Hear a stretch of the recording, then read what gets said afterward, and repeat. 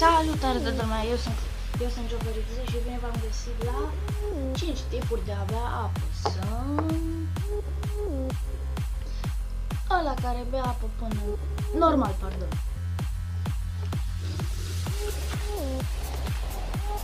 Ăla care sare imediat.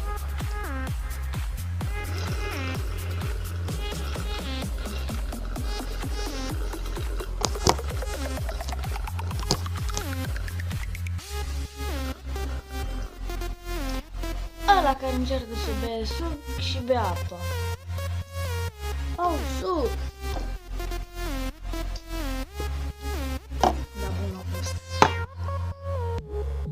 Cocalarul. Oh, suc! Ce vorbești? Avem bere! Tocilarul. Acum...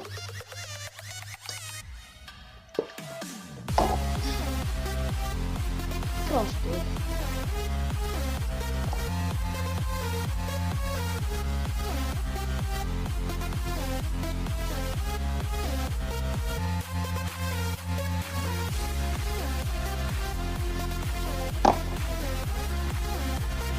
Cam atât au fost și aceste tipuri de apă. Nu uitați să dați like, subscribe, share și